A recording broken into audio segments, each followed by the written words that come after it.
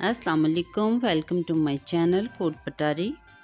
Crispy snacks की latest variety जो समोसे और पकोड़े की फैमिली में बहुत इजीली जगह ले लेगी। जिस तरह समोसे और पकोड़े बार बार खाने का दिल चाहता है, उसी तरह ये स्नैक्स भी आप बार बार खाएंगे। ये इतने मज़ेदार और क्रिस्पी कैसे बनते हैं, चले मैं आपको बताती हूँ। बिस्मिल्लाहिर्रहमानिर्रहीम। मैंने लिए एक शिमला मिर्च क्यूब कटिंग में और 2 दरमियाने साइज़ के आलू, 4 सब्ज़ मिर्चें और 2 बड़े प्याज हैं फ्रेश ग्रीन, 1 कप बंद गोभी और 1 गाजर जिसे मैंने ग्रेट कर लिया है। इन सब सब्जियों के साथ मैं तकरीबन 1 कप लूँगी बॉयल चने। अब हम इन सब चीज़ों को थोड़ा सा रोस्ट कर लेते हैं। तकरीबन 3 टेबलस्पून मैंने कुकिंग ऑयल लिया है और इसमें डाल दिया 1 टीस्पून ज़ीरा और 1 टेबलस्पून सुर्ख कुटी हुई मिर्च और 1 टीस्पून नमक और इसके साथ लूँगी 1 टीस्पून पिसी हुई काली मिर्च। और इसके साथ ही अब मैं इसमें डाल दूँगी तमाम सब्जियां जो हमने काट के रखी थी। आलू सबसे पहले डालें कि ये थोड़ा टाइम लेंगे पकने में, और इसके बाद बारी बारी तमाम सब्जियां हम इसमें डालते जाएंगे। ये हम स्टफिंग तैयार कर रहे हैं अपने रोल्स के लिए। आप इसमें सब्जियां और भी डाल सकती हैं, जैसे चनों की जगह आप इसमें मटर ऐड कर सकती हैं और फ्लेवर के लिए आप इसमें चिकन भी डाल सकती हैं। सब्ज़ी कोई सी भी हो, किसी भी फॉर्म में हो, हमारी सेहत के लिए ये बहुत अच्छी होती है। चने हमने पहले से ही बॉईल करके रखे हुए थे, वो भी इसमें शामिल कर देंगे। अब इन सारी चीज़ों को अच्छी तरह मिक्स करने के बाद हम 2 से 3 मिनट पका लेंगे और फिर इन्हें ठंडा होने के लिए रख देंगे। और अब मैंने लिए हैं 3 बड़े साइज़ के आलू, उन्हें बॉईल करके मैश कर लिया है और इसमें 1 कप हमने ब्रेड क्रम्स डाल दिए हैं। 1 टीस्पून काली मिर्च का पाउडर डाला है, 1 टीस्पून नमक आप अपने टेस्ट के अकॉर्डिंग कम या ज़्यादा भी कर सकते हैं।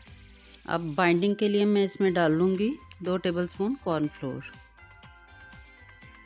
एंड में जाएगा इसमें 1 प्याली सब्ज़ धनिया। बाइंडिंग के लिए आप कॉर्नफ्लोर की जगह चावलों का आटा यानी राइस फ्लोर भी ऐड कर सकते हैं। अब इन सारी चीज़ों को खूब अच्छे से मिक्स कर लें। सब चीज़ें अच्छे से मिक्स करने के बाद ये हमारा बैटर तैयार है और अब हम इससे स्नैक्स बनाएंगे। आपको जिस साइज़ में बनाने हो आप उतना बैटर लें। मैं इसको रोल की शेप में बना रही हूँ। इसको ऐसे अच्छी तरह फैला लिया और अब इसमें तकरीबन 2 चम्मच स्टफिंग डालूँगी। इसकी शेप मैटर नहीं करती, आप जैसी मर्ज़ी इसकी शेप बना लें। अब इसे मैं दोनों हाथों की मदद से फोल्ड करके तो इसका रोल बना लूँगी। इसकी स्टफिंग को हम मुकम्मल तौर पे आलू से कवर कर देंगे और ये हमारा रोल तैयार हो गया।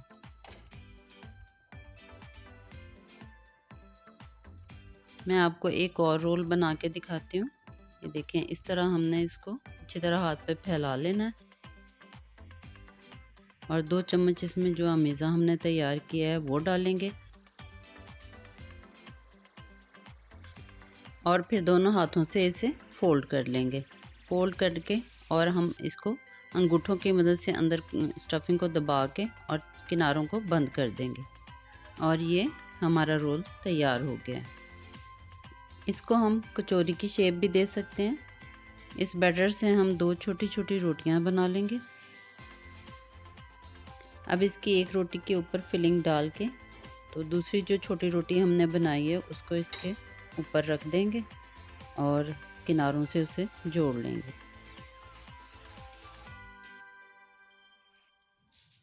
और ये हमारे कचौरी जैसे स्नैक्स भी बनकर तैयार हो गए हैं। अब आखिरी काम रह गया इन्हें फ्राई करने का, तो चले हम इन्हें फ्राई करते हैं। पैन में तकरीबन 2 कप मैंने कुकिंग ऑयल लिया और इसे खूब गर्म करके तो अब बारी बारी इसमें ये स्नैक्स डालते जाएंगे। इस दौरान फ्लेम हमने लो ही रखना है। ये लो फ्लेम पे ही ज़्यादा अच्छा क्रिस्पी तैयार होगा। 4 से 5 मिनट लग जाएंगे इसे फ्राई होने में।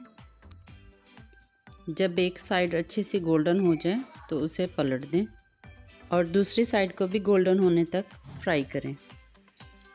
फ्राई करते हुए आप इसे किसी चम्मच से इस तरह अच्छी तरह दबा लें। रोल हमारे खूब अच्छे से गोल्डन हो गए हैं और अब हम इन्हें ऑयल से निकाल लेते हैं। ये देखें हमारे रोल ऐसे क्रिस्पी तैयार हुए हैं। अब मैं इन्हें आपको काट के दिखाती हूँ। ये देखें बाहर से कड़क और अंदर से नरम।